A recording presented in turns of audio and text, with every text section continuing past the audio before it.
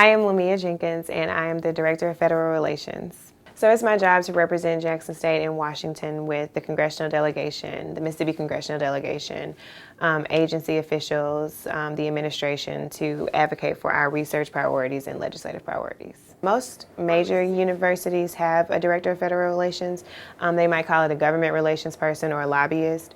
The University Medical Center has one, Mississippi State has one, Ole Miss has one, and USM has one. I really love my job. I lived in DC for 5 years, so getting the opportunity to go back and forth from my hometown to DC is really kind of exciting for me.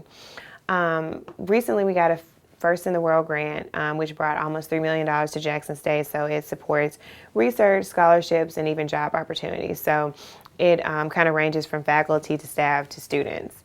A lot of what I do is getting research funding for the university so that we can provide, I guess, the latest equipment for research purposes, technology so that professors are being inundated with information and being able to kind of support the research enterprise here at Jackson State.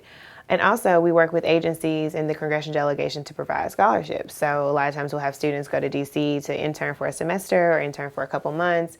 A lot of times the internships are supported financially through the agency. So they'll get a stipend, room and board, and then travel back and forth from DC or wherever their, I guess, home state might be if it's not Jackson.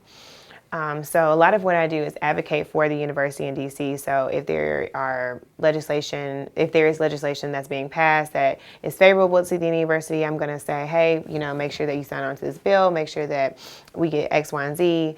If it's not favorable to the university, then that's also a position that I'll take too, to say, this hurts Jackson State, this hurts our students, this hurts our faculty, or however the bill might affect our legislative priorities.